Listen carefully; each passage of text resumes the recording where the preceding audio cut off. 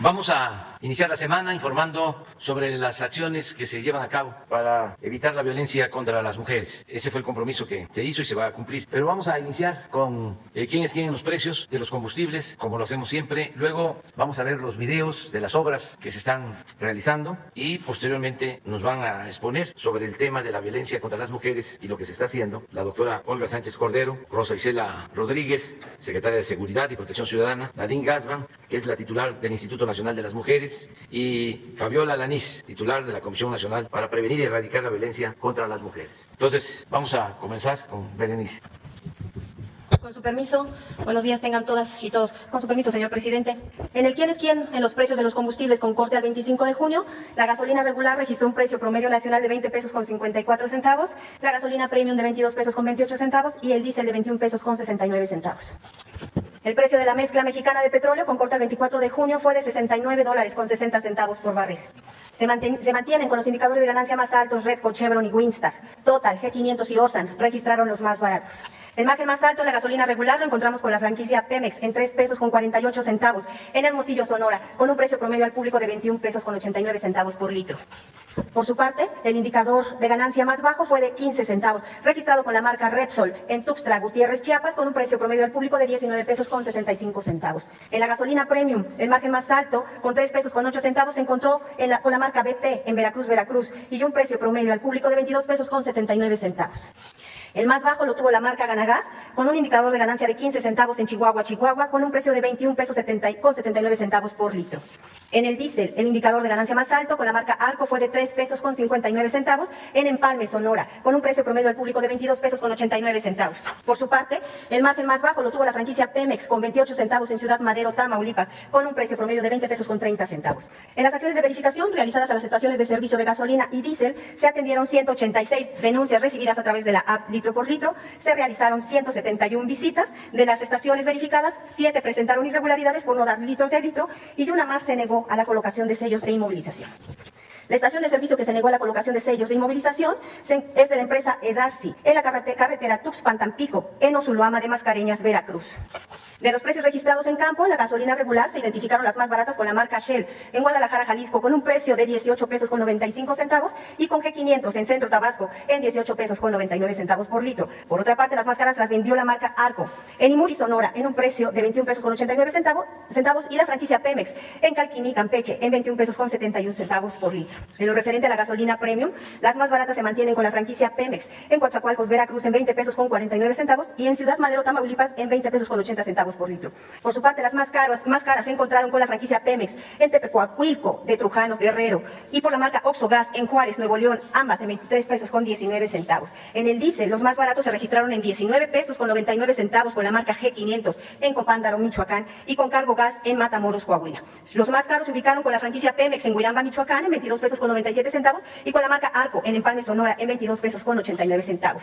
En el gas LP estacionario, el margen más alto fue de 5 pesos con 72 centavos, encontrándose por tercera semana consecutiva en la estación de servicio Duragas en Durango, con un precio de 15 pesos con 56 centavos por litro. El más bajo lo tuvo UC Gas Coacalco, con un peso con un centavo en Coacalco, México, con un precio de 9 pesos con 90 centavos por litro.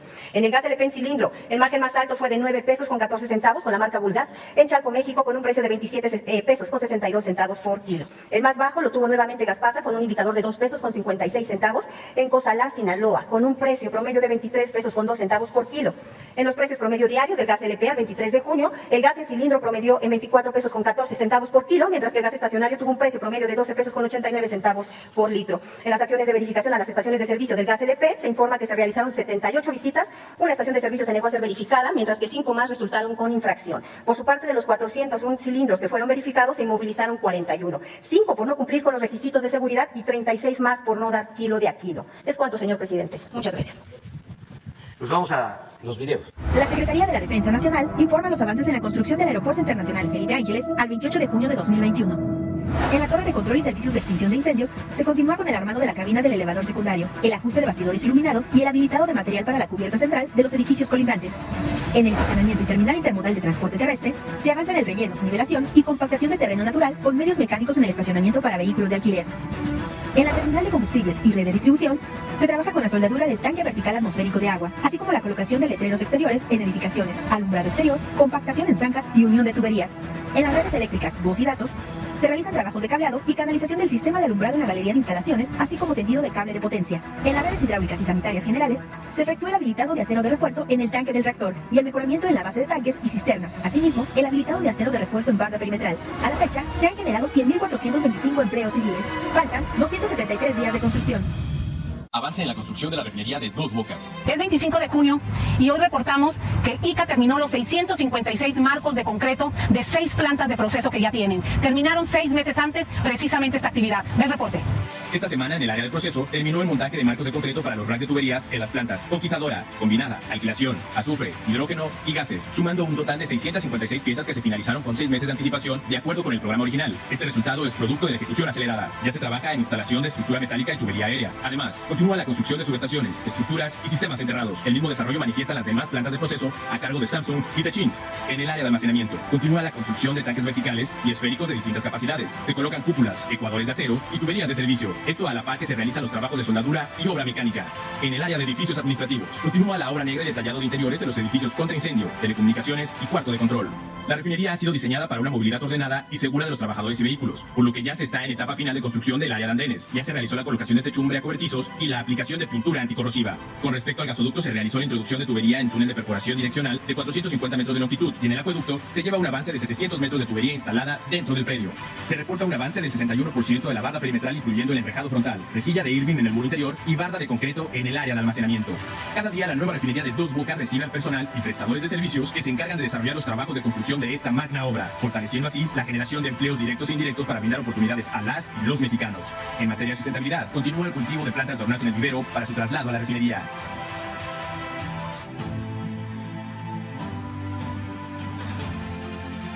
El Tren Maya avanza firme y seguro en su paso por el sureste.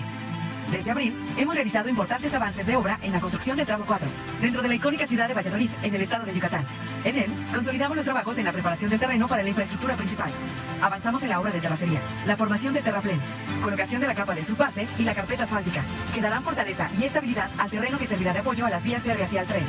En la carretera 180B, paralela al trazo del tramo 4, instalamos muros centrales, defensas metálicas y obra complementaria para mejorar la infraestructura actual de los caminos y garantizar la seguridad de las personas. Pusimos en marcha una planta de prefabricados que nos ayudará a optimizar la producción de piezas fundamentales como traves pretensadas, vigas tipo ashto y tuberías. Gracias a esta planta, nos aseguramos de tener la mejor calidad de componentes clave para los puentes vehiculares y los pasos ganaderos. Progresamos con los trabajos de banco de materiales, los cuales nos ayudarán a abastecer las obras de elemento como el balasto, pedraplén y terraplén. Por último, avanzamos en la nueva carretera que va de Cantumín a Cancún en la sección sur, ampliando de 2 a 4 carriles. Inauguramos 12 kilómetros de la nueva carretera listos para el tránsito vehicular.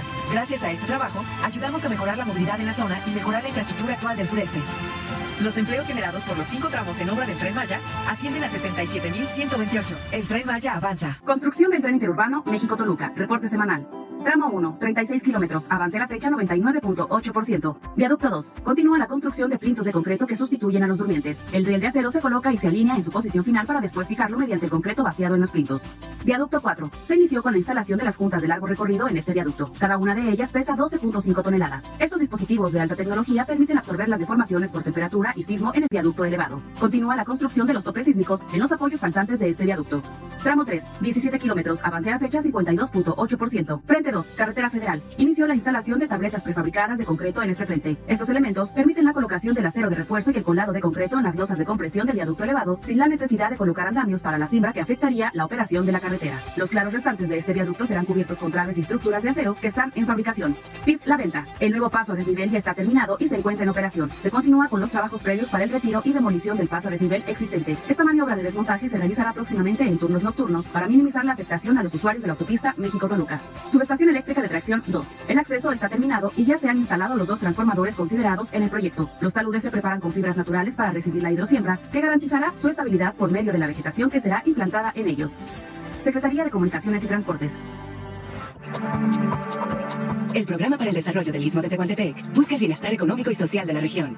Para lograrlo, se moderniza la infraestructura de la plataforma logística del Corredor Interoceánico. A continuación, se informa el avance de obras a 21 de junio de 2021. En el puerto de Coatzacoalcos, continúan los trabajos de dragado de construcción para la extensión de 130 metros de muelle, con un avance de 53%. Las 3 dragas activas cortan y recolectan el material para ser ubicado en la zona de tiro, lo que permitirá el atraque de embarcaciones de gran calado. En el puerto de Salina Cruz se han colado 3.739 elementos de concreto, que representan 28% del total de elementos necesarios para la construcción de 1.6 kilómetros del rompeolas oeste.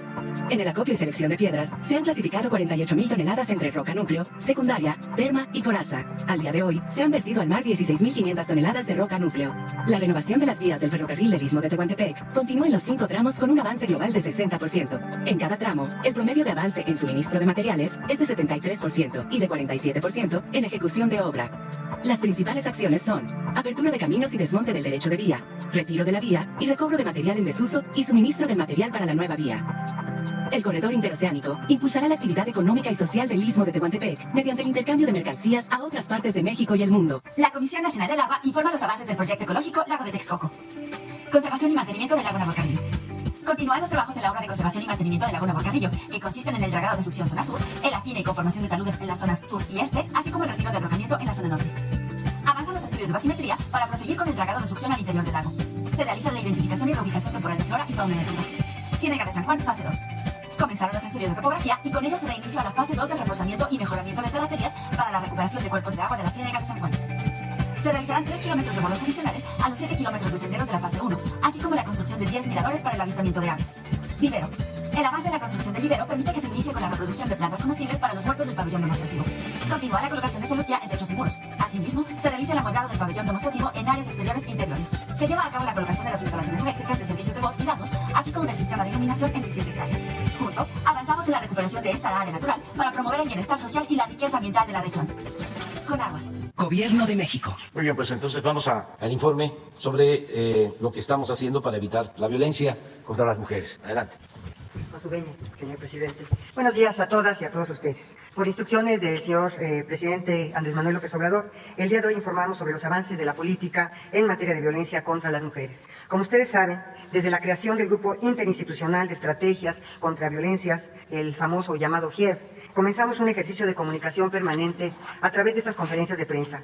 Estas tienen el objetivo de informar sobre el avance de las acciones gubernamentales para atender la violencia de género. Los informes a la Nación fueron suspendidos para garantizar el cumplimiento de los principios de imparcialidad y de equidad durante el pasado proceso electoral. Con esta conferencia retomamos el ejercicio y reafirmamos el compromiso de informar sobre este asunto trascendental para toda la sociedad mexicana. Diferentes instituciones y medios de comunicación han reportado el incremento de feminicidios y violencia familiar durante el periodo de confinamiento por la pandemia del COVID-19. A lo largo de la presentación vamos a dar cuenta sobre estas cifras, sus causas y las acciones que se han tomado para erradicar el problema. La conferencia de hoy dará cuenta de las acciones territoriales de atención y prevención que se llevan a cabo desde las instancias gubernamentales, todas coordinadas, a cargo de Rosa Isela Rodríguez, secretaria de Seguridad y Protección Ciudadana, a cargo de Nadine Gassman, presidenta de Mujeres, y de Fabiola Laní Sámano, comisionada nacional para prevenir y erradicar la violencia contra las mujeres. Todas trabajamos todos los días para atender las dinámicas de la violencia en contra de las mujeres, mediante estrategias de prevención y de atención, 2 de los ejes de la política nacional instituida por la Ley General de Acceso a las Mujeres a una vida libre de violencia. Sin más, me gustaría cederle la palabra a la secretaria Rosa Isela de Seguridad y Protección Ciudadana para las cifras. Muchas gracias.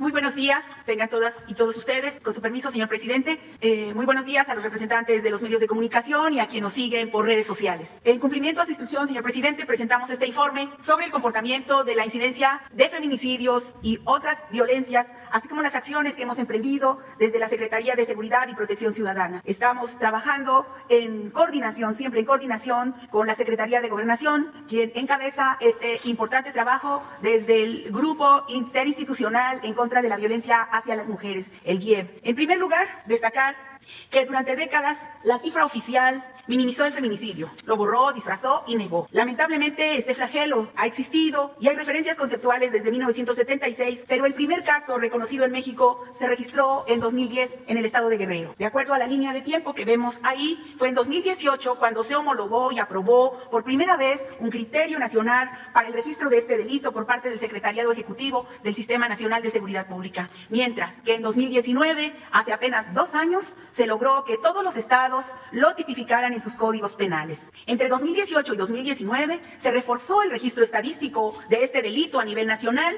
mediante lineamientos para homologar las 9 causales de feminicidio en las 32 entidades. En el gobierno del presidente Andrés Manuel López Obrador tenemos el compromiso de clasificar adecuadamente los feminicidios sin importar que esa suma implique un aumento en las estadísticas. Aquí la gráfica sobre la incidencia de feminicidios. Informar que entre enero y mayo de este año se presentaron 423 víctimas de este delito, un aumento de 7.1% respecto al mismo periodo del 2020. En la siguiente lámina, 8 entidades concentraron el 57.4% de las carpetas de investigación por este delito en el país.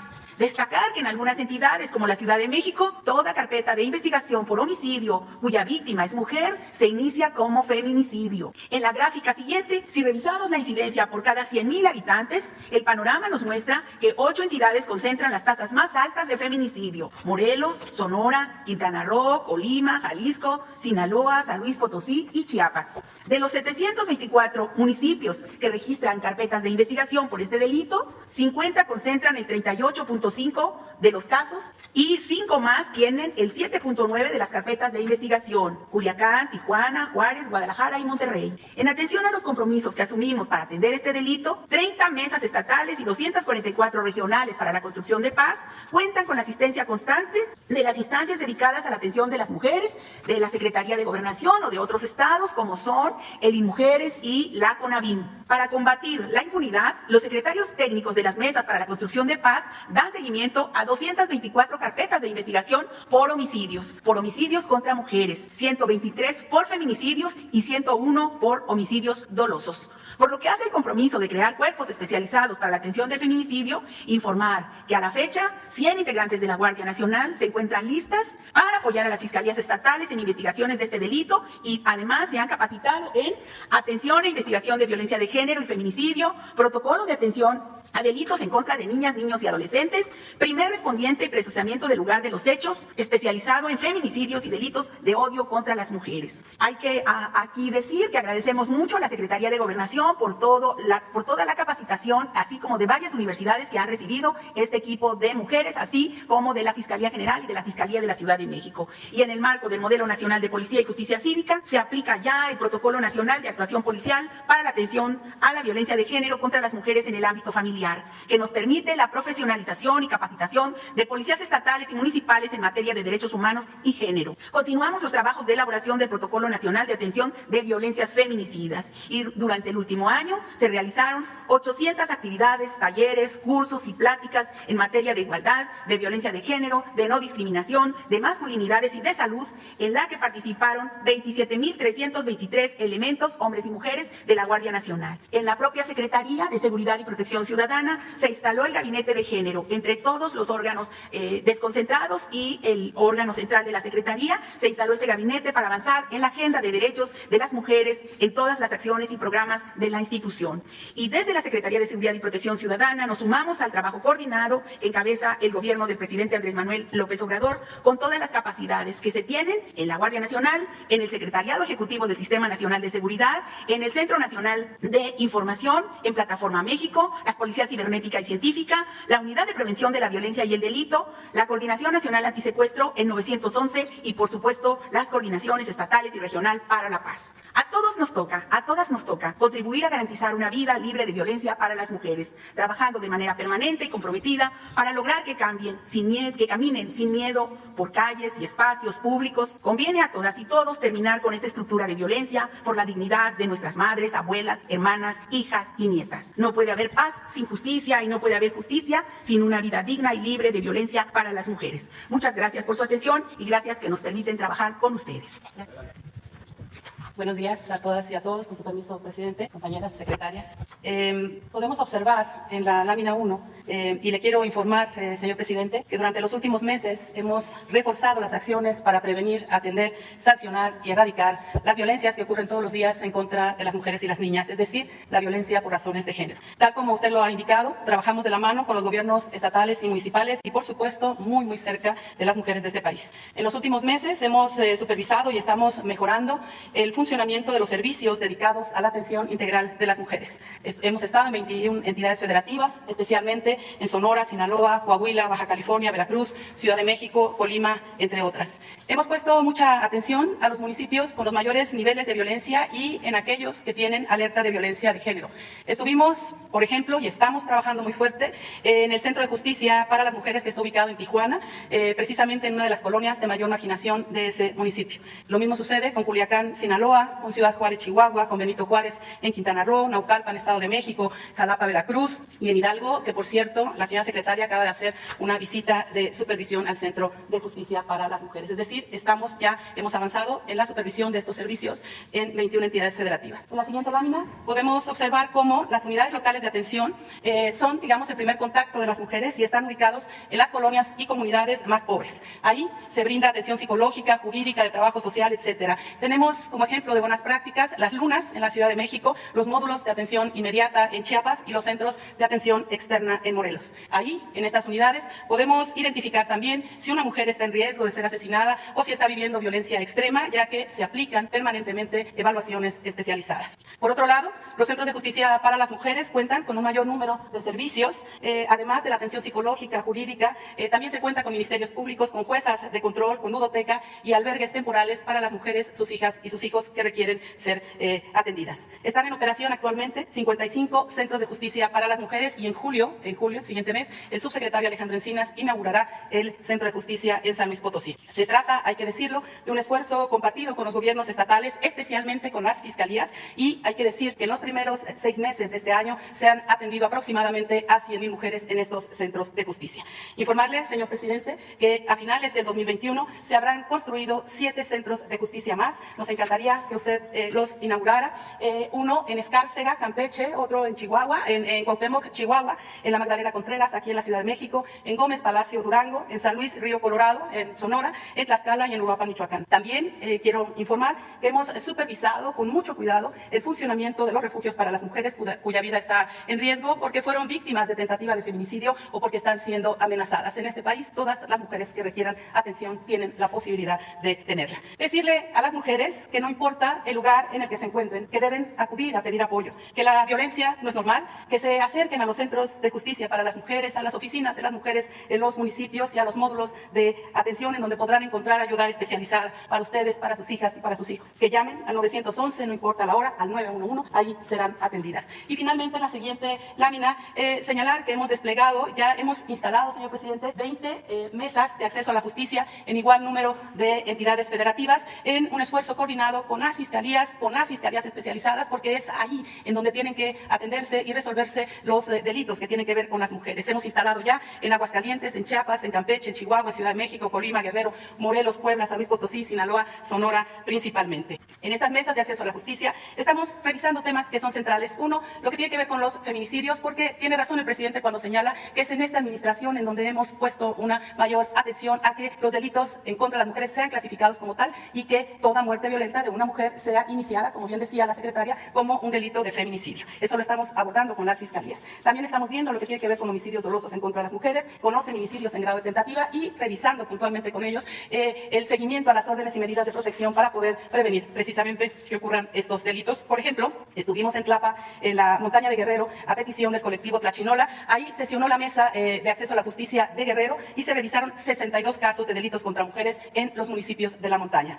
Ningún delito puede quedar en la impunidad, mucho menos los feminicidios infantiles. Estamos atendiendo muy de cerca esos terribles y dolorosos casos precisamente con las autoridades estatales. Finalmente, informar que estamos revisando el avance de las alertas de violencia de género decretada en 18 entidades de la República. Sabiendo que es una responsabilidad compartida de los 3 niveles de gobierno, nos hemos reunido con los gobernadores de Campeche, Chiapas, Colima y Quintana Roo para revisar el seguimiento a las alertas de violencia de género. Hemos estado también en acciones dedicadas, encaminadas precisamente a atender la alerta con el gobernador de Oaxaca y con el gobernador de Morelos y también con la gobernadora de Sonora, Claudia Pavlovich, a quien le agradezco todas sus atenciones. Hemos revisado puntualmente el seguimiento de las acciones para erradicar la violencia contra las mujeres en aquel estado y también hemos asistido y reconocemos el empeño que ha puesto el gobierno de la Ciudad de México a cargo de la doctora Claudia Sheinbaum para informar puntualmente cada día 25 las acciones orientadas a la erradicación de las violencias por razones de género en la Ciudad de México. Es cuanto, señor presidente. Gracias, presidente. Muy buenos días a todas y a todos, señor presidente, secretarias, colegas, medios de comunicación y sobre todo a las personas que nos están viendo por la televisión y las redes sociales. Es realmente un gusto estar de regreso en este espacio y informar el trabajo que estamos haciendo para promover la igualdad sustantiva, prevenir y atender la violencia contra las mujeres y las niñas. Desde que inició este gobierno, el Instituto Nacional de las Mujeres ha trabajado para llegar a las mujeres que más lo necesitan. Hemos recorrido los 32 estados para construir desde lo comunitario a través del diálogo con todas las mujeres, con las mujeres jóvenes, con las adultas, con las amas de casa, con las académicas, con las mujeres de la diversidad sexual y de género, con las mujeres trabajadoras del hogar, con todas. Pero especialmente escuchando a las mujeres que están en situación de mayor vulnerabilidad, es decir, con las mujeres indígenas, con las mujeres rurales, con las mujeres afromexicanas, todas las mujeres trabajadoras. Y en este diálogo, la siguiente por favor, las mujeres nos dijeron 3 de sus principales preocupaciones y expectativas. El primero, erradicar las violencias que enfrentan en todos los espacios y vivir en paz. Es un deseo profundo de las mujeres mexicanas. Segundo, es tener más autonomía económica, poder salir a trabajar, ganar un salario, tener seguridad social. Y la tercera es redistribuir el trabajo del hogar y de cuidados que hoy recae de una manera desproporcionada en sus hombros, sin reconocimiento ni pago. Las demandas de todas las mujeres quedaron plasmadas en el Programa Nacional para la Igualdad entre Mujeres y Hombres 2024, que es la hoja de ruta que estamos siguiendo por todo el gobierno de México. Especialmente en el tema de violencias contra las mujeres y las niñas, en el IMujeres reconocemos que estas representan un reto enorme que requiere de todos los esfuerzos institucionales, de todos y todas, como bien decía la secretaria. Y es por eso que estamos trabajando, liderados por la secretaria Sánchez Cordero, en el GIEB, para articular acciones que den resultados. Y nos hace mucho énfasis la secretaria y el presidente de la necesidad de dar resultados. Y desde el IMujeres impulsamos estrategias para prevenir las violencias contra las mujeres y las niñas, y hoy solo quiero referirme a 3 de ellas. La siguiente, por favor. La primera tiene que ver en materia de violencia sexual y embarazo de niñas y adolescentes. La siguiente, por favor. A este gobierno nos preocupa la violencia sexual y el embarazo de las niñas y adolescentes. Y es por ello que desde el IMujeres estamos impulsando acciones de prevención del embarazo adolescente y de erradicación del embarazo infantil a través del Fondo para el Bienestar de las Mujeres, que estamos coordinando con las 32 entidades federativas y que están desarrollando cuestiones que van desde talleres, pero sobre todo estamos haciéndolo de la mano de las instancias locales y poniendo al centro el protagonismo de las niñas y de las adolescentes. Esto porque la cuarta transformación solo se va a alcanzar cuando las niñas y las adolescentes puedan ejercer su derecho a vivir una vida libre de violencia, cuando tengan una vida plena, cuando tengan sueños y puedan alcanzar estos sueños. Y esta estrategia habla directamente con ellas, habla de lo que tienen que hacer, cómo están los servicios dispuestos para ellos, la importancia de la educación en sexualidad y sobre todo la prevención de la violencia. La segunda acción de las que les quiero hablar es la siguiente, por favor, es la relativa al acompañamiento de las mujeres en el territorio. Un elemento fundamental de la prevención de la violencia por razón de género es la cercanía, la escucha, el acompañamiento desde el territorio, desde las comunidades, desde los barrios, desde las colonias. Y por ello, en el IMujeres impulsamos el fortalecimiento de los centros para el desarrollo de las mujeres y las redes de mujeres constructoras de paz. Este año año fortalecimos 388 centros de desarrollo de las mujeres que están en todo el territorio nacional. Estos son lugares construidos con y para las mujeres. Se orientan programas de capacitación para acercar a las mujeres a los programas de bienestar, apoyarlas en su emprendimiento, prevenir y atender para referir los casos de violencia. Como usted nos ha reiterado, presidente, hay que escuchar a la gente y hay que trabajar con la gente. Y eso es lo que estamos haciendo. Solo quiero darles, por ejemplo, darles un ejemplo de mi visita a Sinacantán, Chiapas, donde la señora María José me contó cómo con la capacitación que recibió en el CDM mejoraron la comercialización de sus artesanías y cómo en ese colectivo también aprendieron las mujeres que tienen otras cosas, no solo artesanías.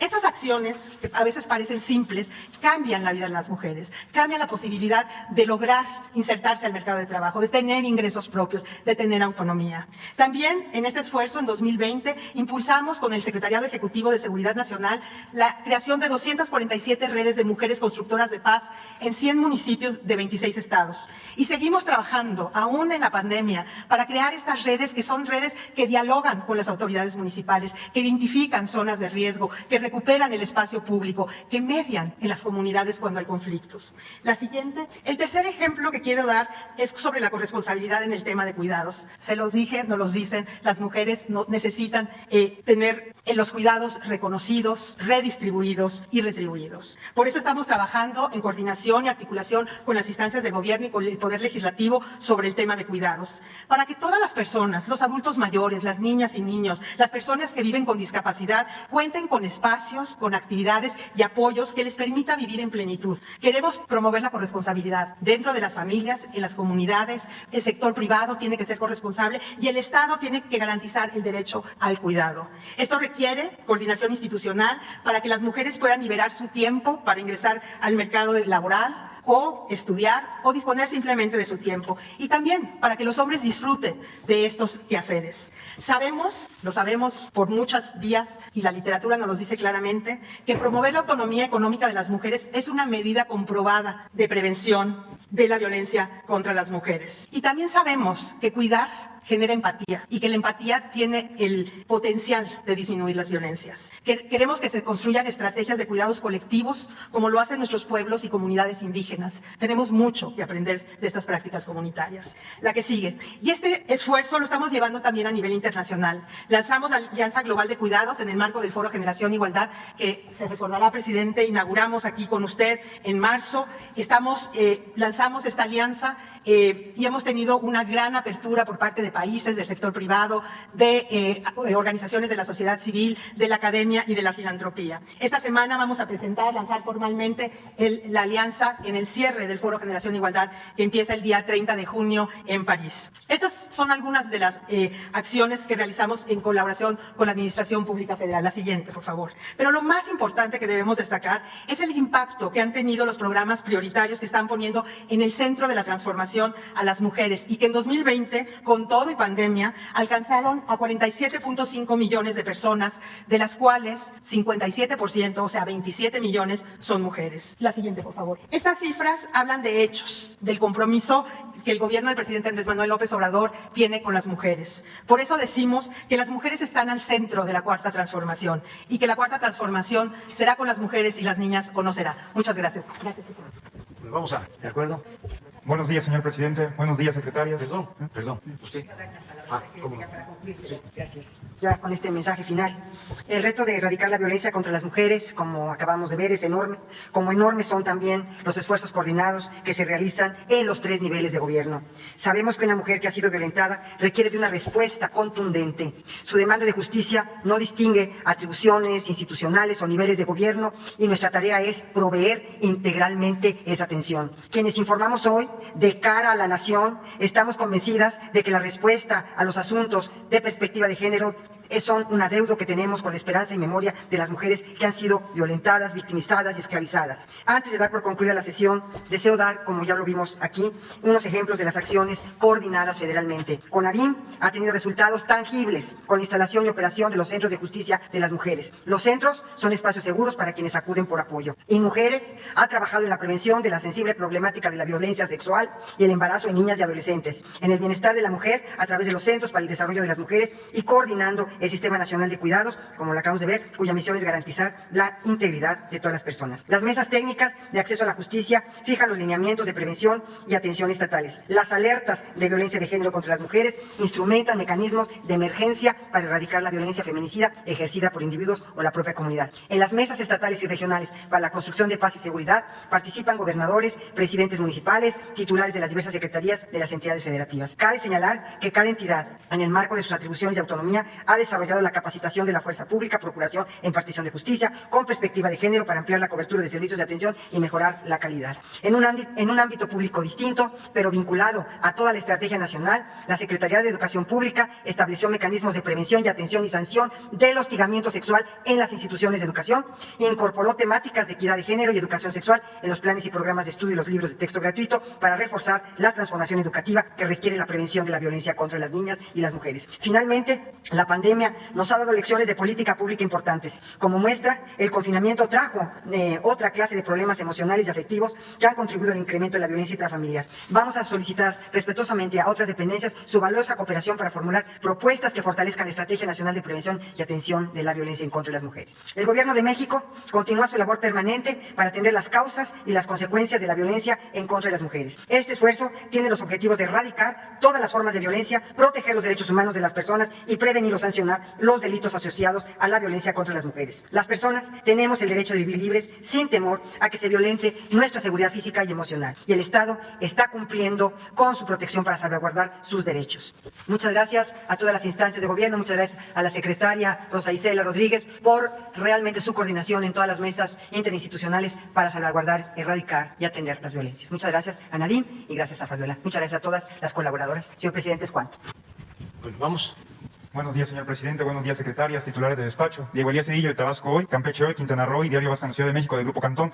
Señor presidente, en atención a la exposición que hicieron ahorita todas las encargadas de las políticas en el tema de mujeres, me gustaría destacar un tema. Recientemente, en el programa de discusión del Grupo Cantón, tuvimos a bien tener una invitada, una amiga mía que se llama Daniela Ancira, que es la directora general de una asociación civil, de una fundación que se llama La Cana. En este programa abrevamos en un problema que podría tener México como tal, ante las mujeres que están privadas de su libertad en los reclusorios y presentan infinidades de problemas. Pero principalmente, señor presidente, el factor aquí sería, y mi pregunta puntualmente, si usted consideraría la posibilidad que pudiera haber una reforma para que las personas privadas de su libertad, y particularmente las mujeres, pudieran votar en las elecciones venideras. ¿Por qué? Para que una vez que estas personas puedan ser tomadas en cuenta, pueda haber que se abra el panorama para las políticas públicas de las personas que están privadas de su libertad, porque lamentablemente dichas personas, y en particular las mujeres, tienen ahí una arista que no ha sido atendida. A su vez, con base en lo que usted ha comentado de las reformas en el Poder Judicial, y creo que la ministra en retiro podrá tener el panorama general por su experiencia, más del 50% de las mujeres privadas de su libertad no tienen una sentencia ya debidamente acreditada. Entonces, señor presidente, me gustaría preguntarle cuál es su opinión al respecto y si se pudiera atender esta lista o si se pudiera poner en la mesa este tema. Gracias, presidente. Muy bien. Se está garantizando el derecho a votar en los reclusorios, pero me gustaría que lo explicaran tanto la secretaria de Seguridad como la secretaria de Gobernación. Con su permiso, presidente. Efectivamente, en el día de las elecciones, el 6 de junio pasado, se llevó a cabo un ejercicio a nivel nacional de todas y todos los mexicanos y nosotros recibimos en la Secretaría, en el sistema del organismo desconcentrado para la reinserción social, en reclusorios federales, una instrucción de un juez para que se permitiera la votación en 5 penales federales de las personas que estaban ahí recluidas. De las personas recluidas que estaban siendo procesadas, que aún no recibían una sentencia. Y se hizo ese ejercicio de votación evidentemente con la participación del Instituto Nacional Electoral, con la Comisión Nacional de Derechos Humanos y, por supuesto, con la participación de la Secretaría de PIRS, de ese órgano desconcentrado, para que pudiera ser posible que la votación se llevara a cabo y ese ejercicio del voto se pudiera hacer. Se realizó sin ningún problema y el INE se llevó las boletas para su contabilización. Decir que pues ese ejercicio ya se hizo en esta primera ocasión y que se verá por las instancias correspondientes si esto se puede hacer. Sí representa para la institución un reto, dado el número de personas que están aquí, y sí sería un reto para nosotros, esa es una opinión personal, el hacer campaña complicada sería complicado para nosotros adentro de los penales, por obvias razones. Entonces, digamos que que por instrucción de juez esta vez se realizó. Veremos qué es lo que pasa en los siguientes lugares. Pero se tuvo, digamos, el derecho que tienen las personas que no están sentenciadas. Eso es por nuestra parte. Tienes mucha razón en que muchas personas que están ahorita privadas de su libertad en prisión preventiva, en prisión oficiosa, no tienen todavía una sentencia definitiva. Muchas de ellas tienen varios años recluidas sin tener todavía la sentencia. Estamos, por instrucciones del presidente, en comunicación constante y coordinación y en el respeto irrestricto a las atribuciones del Poder Judicial Federal y de los poderes judiciales locales para que los jueces puedan con mayor celeridad ya resolver en definitiva la situación de cada una de estas personas que está siendo procesada. No nada más es el Poder Judicial, sí quiero enfatizarlo con mucha puntualidad. Son a veces todos los recursos que van interponiendo los abogados en el transcurso del proceso lo que dilatan también la emisión de la sentencia definitiva. Y mientras estén los recursos y se tenga derecho a ellos, pues normalmente esto se va alargando el proceso. Sin embargo, sí estamos ya en coordinación, estamos atendiendo el tema, que el tema es muy grave, lo vimos en las reuniones de seguridad con el señor presidente, el tema es muy grave por la cantidad de personas que todavía no reciben la sentencia definitiva. Pero estamos trabajando en eso. Muchas gracias. Gracias. Perfecto, presidente. Muchas gracias. Y a manera de segunda pregunta, en el marco del Día Hoy LGBTI, el Día Internacional que reconoce a estas personas en lo particular, me gustaría conocer su opinión al respecto, presidente. Y también si en el marco que el gobierno de México forma parte del Grupo Núcleo de la ONU, ¿podría el gobierno hacer un posicionamiento en favor de estas personas para salvaguardar sus derechos y que puedan ser reconocidos y cuidar que no se violenten por diversas razones de discriminación? ¿Cuál sería su opinión al respecto, presidente? Bueno, la opinión es que debemos garantizar las libertades plenas, amplias, de todas las personas, que estamos por el respeto a la diversidad, no solo por la tolerancia, que es como una especie de concesión. El respeto a los derechos de todos es fundamental en una sociedad democrática. Y nosotros vamos a seguir de esa forma, respetando a todos. En el gobierno que represento no se permite el clasismo, el racismo ni la discriminación. No somos iguales a los conservadores. Nosotros estamos en favor de las libertades. Hola a todos y a todas, soy Nori Fernández de La Caracola. Buenos días, presidente, buenos días, funcionarias. Yo quisiera referirme a que realmente sí hay en el informe del último periodo un aumento de la violencia, ¿no? Y en particular hay un aumento de la violación y también del feminicidio. Entonces, yo quería plantear lo siguiente. Cuando estuvieron en el aniversario de Tenochtitlan y que estaba presente la expresidenta de Brasil, Dilma Rousseff, ella citó a Carlos Monsiváis diciendo que si se pierde la batalla cultural, se pierde la batalla política. Entonces, de alguna manera, creo que hay que encarar el tema de la violencia contra la mujer y del machismo que está presente en la sociedad de manera tan importante como una batalla cultural. ¿Y cómo hacer? Porque esto también tiene que ver con, digamos, acercarse al mundo urbano y al mundo del arte y la cultura. ¿Cómo hacer que haya una participación, por ejemplo, de artistas, de foros de debate sobre estos temas para aumentar la conciencia en la sociedad? Porque es un tema de conciencia, no solamente es un tema de acciones de gobierno, es un tema de conciencia social general. Entonces, ¿cómo hacer para lograr hacer una convocatoria suficiente para que en las ciudades y también en las comunidades rurales, pero en particular en las ciudades, haya información y debate suficiente que denuncie el acoso contra la mujer, la violencia, porque antes de la violencia casi siempre hay acoso. Entonces, para lograr que el machismo sea visto como un problema por la sociedad. Entonces, esa sería mi pregunta. No sé si el presidente o alguna de ustedes pudiera contestarle, y tengo una pregunta más. No, muchas gracias por la pregunta y ese es el objetivo general de nuestras estrategias de prevención. Y estamos trabajando en el marco del Proigualdad con la Secretaría de Cultura, que ve clarísimamente su papel como promotora de estos cambios culturales tan importante, esta cuestión central que es la igualdad, la no discriminación, que son valores esenciales de nuestro gobierno. También estamos trabajando con la Secretaría de Educación. Nos parece importantísimo que estos temas, el tema de la igualdad, el tema de la no discriminación, el tema del machismo, etcétera, sean temas que se traten y sobre todo se trate hacia lo que queremos ir, desde muy pequeños, ¿no? Cambiar esta estructura. Y el tema de los cuidados es un tema también revolucionario, porque es esto de poner en práctica, en la casa, en el hogar, esta no división sexual del trabajo, hacer este cambio y hacer un llamado muy importante a los hombres a involucrarse más. Y eso también hace que sean más empáticos, sean menos violentos. El tema central realmente es esta transformación y tenemos que hacerla desde todas partes. Entonces, estamos trabajando en ello y hay una serie, la Secretaría de Cultura y la Secretaría Fraustro lo va a explicar mucho mejor que yo, tiene una estrategia equitativa, que quiere decir que en todos los espacios culturales tiene que abordarse este tipo de temática. Y la siguiente pregunta tiene que ver también con esta batalla cultural, pero en otro terreno, que es el de la consulta por el juicio de los expresidentes. El artículo 35 de la Constitución, que establece el derecho a la consulta, en su fracción octava, en el inciso 5, establece que la consulta debe realizarse el mismo día de las elecciones federales. Mi pregunta es ¿por qué ya pasaron las elecciones federales y por qué se puso otra fecha? Porque la consecuencia de eso es la restricción en el número de casillas. Y la restricción en el número de casillas es naturalmente una restricción en el número de votantes. Entonces, sí habría la posibilidad de que las y los ciudadanos puedan implantar alguna forma de hacer casillas, como se hacía antes en las consultas populares.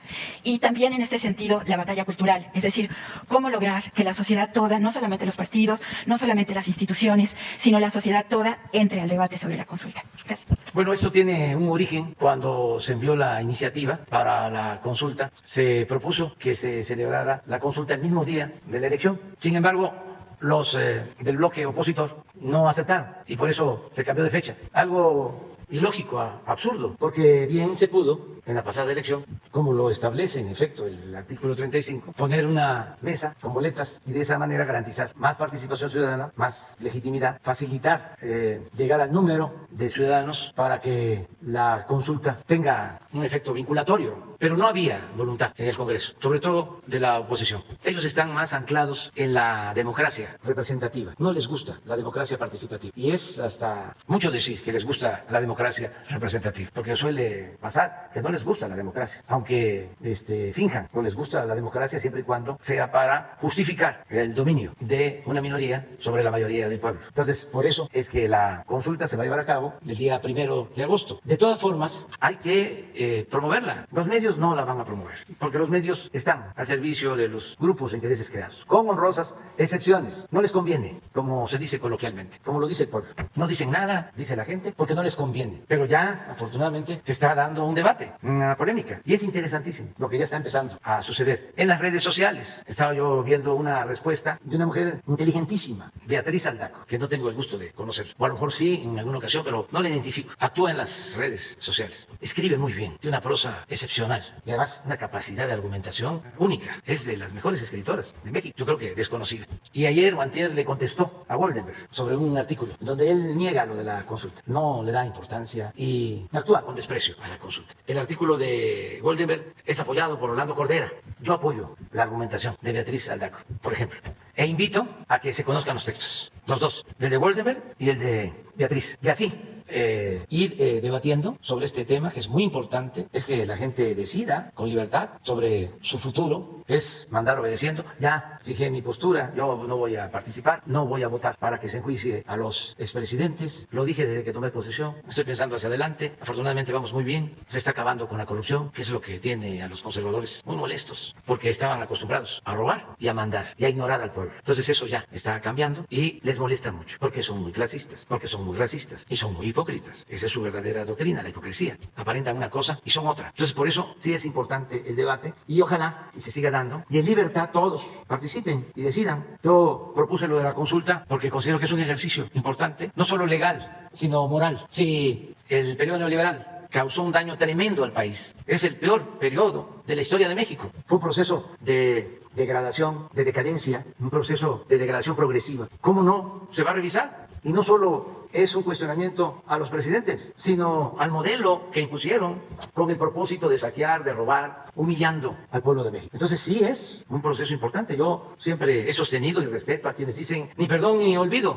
Yo digo perdón sí, olvido no. Entonces va a ser importante, sobre todo para que no se repita una situación tan lamentable por la que se vivió. Todavía estamos padeciendo de todas esas atrocidades, de todos esos saqueos, de todos esos abusos en materia de seguridad. ¿Por qué tenemos todavía altos índices de homicidios? Porque se arraigaron las prácticas de violencia, se permitió la creación de grupos que crecieron al amparo del poder. Ahí está el caso del señor García Luna, que era el secretario de Seguridad Pública y trabajaba o estaba al servicio de uno de estos grupos. No surgieron estos grupos en estos 2 años y medio que llevamos nosotros. El grupo Sinaloa ya lleva su tiempo, el del Golfo también y su historia.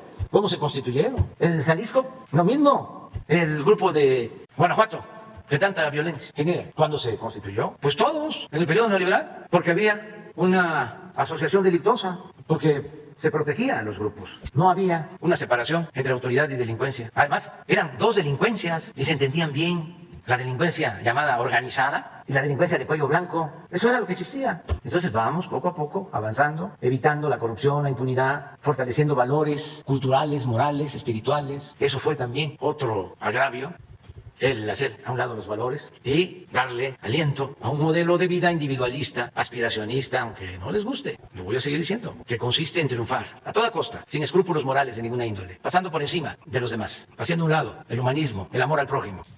Es escalar, encaramarse, a como sea, tener dinero, bienes materiales, títulos, fama. Ese es el modelo que acompañó al saqueo neoliberal o neoporfirista. Y eso es lo que defienden nuestros adversarios. Por eso es buenísima la polémica. Nunca se había aclarado tanto. Porque siempre se engañaba. Había mucha simulación. Se hablaba de la sociedad civil, que eran independientes. No hay sociedad civil vinculada al pueblo, a los pobres. La llamada sociedad civil era filantropía. Era lo que permitía llevar a cabo el saqueo y simular de que se estaba ayudando a la gente. Ellos se quedaban con las tajadas más grandes del presupuesto y repartían migajas. Los intelectuales orgánicos, que cobraban muchísimo dinero para callar y aplaudir, como vasallos. Nunca un cuestionamiento, nunca un libro en contra de la corrupción que imperaba. Nada sobre ese tema. Vedado, prohibido, porque les compraban el silencio. Pues ahora están muy enojados, porque muchos de ellos, como articulistas y periodistas, viven colmados de atenciones y de privilegios, en grandes mansiones, tienen hasta departamentos en el extranjero. Y todo eso se terminó, se acaban los privilegios. No puede haber gobierno rico con pueblo pobre. Y dicen, es que antes los presidentes tenían mucha popularidad y ahora el presidente no la tiene. Pues puede ser, que Salinas tuviese mucha popularidad, o Cedillo, o Fox, o Calderón, o Peña. Nada que costaba mucho. Yo prefiero no tener tanta, pero no pagar publicidad. Entonces, vamos avanzando poco a poco y todavía estoy muy contento con la gente porque también ya no se habla del tema, ya no se quiere analizar, reflexionar sobre el hecho de que se unieron todos los conservadores, empresarios, traficantes de influencia, políticos corruptos, periodistas vendidos o alquilados, intelectuales orgánicos, líderes partidistas, etcétera, etcétera, etcétera, etcétera. Y tenían un propósito, que no obtuviésemos mayoría en la Cámara de Diputados. Ya lo he dicho y lo voy a seguir mencionando, porque más ellos, eso es lo que más les duele, porque enfocaron todas las baterías a ese propósito. Más que ganar gobernaturas, que ganar presidencias municipales, congresos locales, era que no tuviésemos la mayoría en la Cámara de Diputados federales. Porque en la Cámara de Diputados, no en la de senadores, se aprueba el presupuesto y como ellos mismos lo decían, que si ganaban la mayoría iban a cancelar los programas sociales, las pensiones, adultos mayores, a niñas, a niños con discapacidad, las becas para estudiantes de familias pobres, la atención médica, los medicamentos gratuitos, porque eso les molesta mucho, los irrita el que se atienda a los jóvenes, el programa Jóvenes Construyendo el Futuro. ¿Cómo es que se les da dinero a los ninis? Claro, hay que dejarlos como estaban, abandonados, marginados y indefensos para ser enganchados por el crimen organizado. Pero convencerlos de que es mucho mejor, 1000 veces mejor, 1.000.000 de veces mejor tener a los jóvenes estudiando o trabajando que tenerlos en la calle, está muy difícil, porque tienen una mentalidad muy retrógrada, muy conservadora. Así pensaban en la colonia, durante la tiranía de Santa Anna, en el porfiriato, y eso quedó ahí. Y no tiene que ver con los niveles de escolaridad, del racismo, desgraciadamente, sigue existiendo. Hace unos días hubo un cuestionamiento a la danza, a la tradición de los voladores de Papantla. Racista. Me acuerdo de un dirigente que me da una pena porque era el secretario de Economía o de Hacienda del gobierno legítimo, también con doctorado del ITAM, que escribió un artículo en La Jornada y puso que no tiene la culpa el indio, sino el que lo hace compadre. Hace poco también el expresidente Calderón utilizó esa expresión para cuestionar a un dirigente, sí, el caso de Argentina, del presidente Alberto Fernández. El actual presidente del INE atendió a un grupo de representantes de pueblos originarios y le estaban pidiendo reconocimiento a las comunidades indígenas. Y ya se van, pero él se enoja y luego aparece una grabación en donde él se burla, dice que es un indígena y se mofa y le sale pues su racismo. Y es doctor y es así eminencia. Es que no es lo mismo la educación que la cultura. Por eso vamos a formar una clase media fraterna, humana, que saquemos de pobres a millones de mexicanos, pero que se formen con principios humanistas, que no se formen con clasismo, que no se vuelvan ladinos, sabiondos, de esos que les dan la espalda a los que sufren y que nada más les importa su situación personal y no voltean a ver a los demás, no le dan la mano al que se quedó atrás para que se empareje. Entonces no es estar en contra de la clase media, de ninguna manera. Es que podamos humanizarnos más, ser más fraternos, no dejarnos envolver por lo material. También no estamos en contra de los ricos, no todo el que tiene es malvado. Hay quienes han hecho su fortuna con trabajo y de conformidad con la ley y merecen respeto. Además invierten, generan empleos, son fundamentales. No podríamos sacar adelante al país sin la participación de los empresarios, del sector privado. No se puede hacer todo con inversión pública, no alcanza. Antes había más posibilidades, pero con el saqueo dejaron muy endeble, muy debilitadas las finanzas públicas y se requiere de la unidad de la economía mixta, del sector social, desde luego de los trabajadores, de los campesinos. Se requiere del sector público y del sector privado. Nosotros estamos en contra de la corrupción, de los que de la noche a la mañana amasan grandes fortunas al amparo del poder público, como ha sucedido en México, de quienes han abusado y se han robado el dinero de todos y gozan de impunidad y no pierden ni siquiera su respetabilidad. Y antes hasta se decía, yo creo que esto se intensificó durante el modelo neoliberal o el periodo neoliberal o neoporfirista. Se le decía a los hijos, estudia para que cuando seas grande seas como don fulano, un reverendo ladrón. Esos eran los ejemplos. Entonces, cambio. Por eso es muy importante no dejar de leer la cartilla moral, que no se llama así, pero que para mí es una constitución moral, que se llama Ética, Guía Ética para la Transformación. La recomiendo mucho. Bueno. Sí, y sobre la posibilidad de que la gente ponga casillas ciudadanas para que haya más casillas en coordinación con el INE. Pues hay que hacer las gestiones con el INE. Eso lo pueden hacer los ciudadanos y puede ayudar a la gente, todos, porque si se organizan, se pueden poner más casillas y se pueden recoger más votos, puede participar más la gente. Miren, hay una cifra sobre lo que preguntó sobre el compañero, sobre los votos de los reclusos y reclusas. Muchas gracias, señor presidente. Solamente para aclarar, mientras suben el cuadro, que la orden para la votación en los 5 reclusorios fue del Tribunal Electoral del Poder Judicial de la Federación y le instruyó al INE organizar dentro de los penales esta votación, este ejercicio democrático. Hay que decir que se puso de acuerdo con nosotros y se pudo ejercer esta votación, se pudo realizar. Hay que decir que fueron 5 penales, fue la votación entre el 17 y el 19 de mayo y fueron 898 personas privadas de la libertad quienes pudieron ejercer el derecho al voto, de 950 personas que estaban registradas en el padrón del INE y que no estaban sentenciadas que podían ejercer ese derecho. Hay que recordar que los derechos políticos se pierden una vez que tienen sentencia. Y decir que, 52 personas no quisieron votar, de las cuales 11 fueron por abstenciones, 28 por libertades y 12 egresos temporales y un deceso. Decir que en el penal de Sonora, en el Ceferezo de Sonora, fueron 260, de los cuales 234 sí ejercieron su voto. En Guanajuato fueron 356 y 342 votaron. En el caso de Chiapas, de 91 a 89 votaron.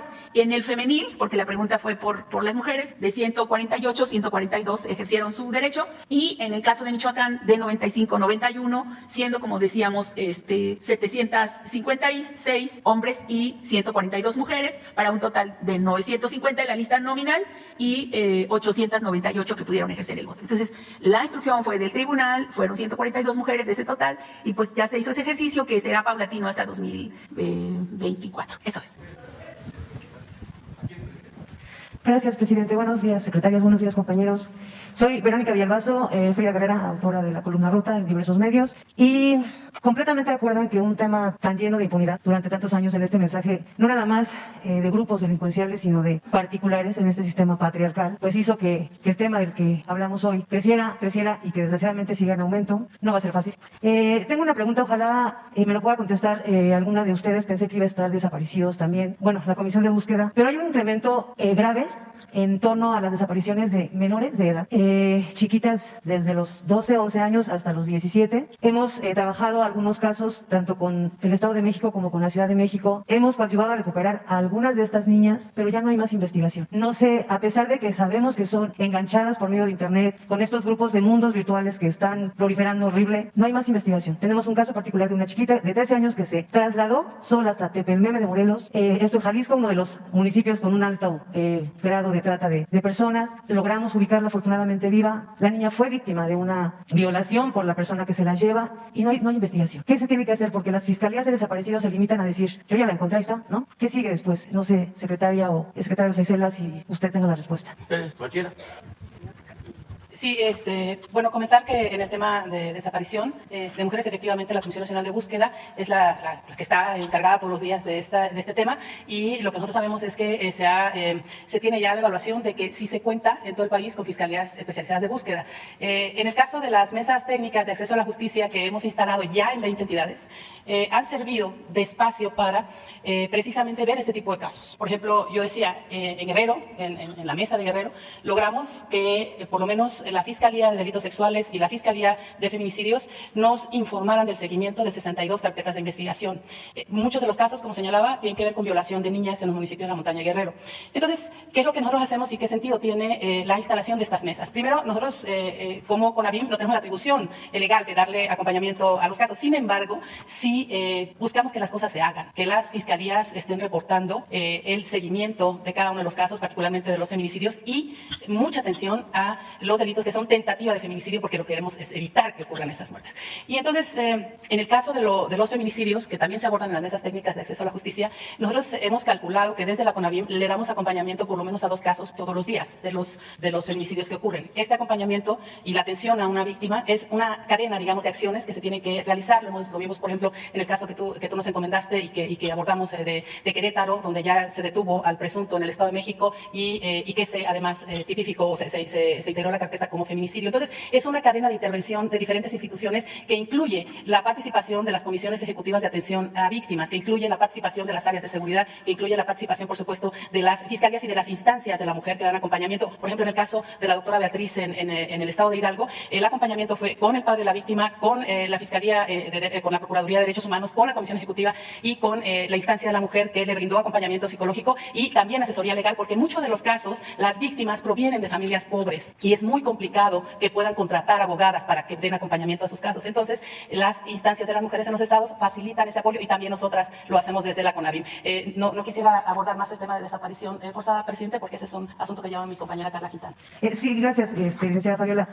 Sin embargo, bueno, ojalá en otro momento nos pueda contestar esto de desaparecidos, pero sí es un tema justamente de no repetición, ¿no? O sea, ¿cómo vamos a evitar que sigan desapareciendo y enganchando a niñas si no se investiga quiénes son? Sí, efectivamente. Primero decir, son 3 cosas lo de mi intervención. En primer lugar, tenemos que seguir muy coordinados con las fiscalías de los estados para toda la atención de violencia feminicida en general y violaciones o desapariciones en general de niñas, de niños, de adolescentes y de mujeres. Tiene que haber siempre una buena coordinación. Cuando hay una buena coordinación con la federación, las investigaciones generalmente llegan a que no haya impunidad. Esa es la primera cuestión. La segunda, trabajar en la sensibilidad alrededor de la atención de las víctimas. Porque puede haber muy buenos investigadores y que avancen rápidamente, pero que el trato a las víctimas a veces no sea el que tenemos la obligación como servidoras públicas de dar. Tercero, ahondar en las investigaciones hasta lo último, no quedarnos a medias ni nada, sino hacer que la Fiscalía General, si es los casos en donde es un espacio público federal, pues también tiene que ver con la parte de la Fiscalía General. En resumen, sí se tiene que trabajar más en esa coordinación junto con muchas personas que son expertas y que tienen mucha experiencia en esto. En el caso de nosotros, de la Secretaría, se trabaja de la mano, como aquí lo expuse, con la capacitación ahora de la Guardia Nacional. Hay un grupo importante de compañeras, quisimos que fueran mujeres, que están ya en la atención de casos en donde así nos solicitan la Fiscalía. Están muy bien capacitadas las compañeras jóvenes y que tienen mucho el ánimo y pues la sensibilidad para la atención de estos casos. Vamos a seguir trabajando y tenemos las cifras respecto de lo que usted está diciendo y algunos casos y muchos casos también que son resueltos. O sea, no es en los que usted ha participado, por fortuna en muchos casos se resuelve, pero sí tenemos que mejorar esa coordinación con todas las fiscalías y hacer el seguimiento respectivo. Gracias, secretaria.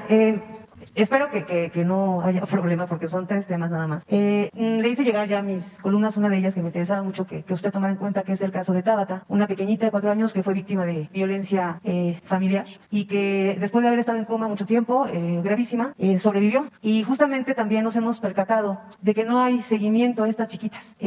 Su abuelita, que es la que pues la rescata, tiene que dejar de trabajar para poder ayudar a la rehabilitación de la niña. Nosotros apenas estamos empujando el tema de que la puedan atender una institución de estas donde rehabilitan a estas pequeñitas. Hicimos una campaña para que apoyaran a la abuelita económicamente, pues quien pudiera. Directamente el apoyo se le llegó a la señora, pero nos preocupa porque sí, se da el seguimiento a estas mujeres, pero a los chiquitos, a la niñez, no hay rehabilitación.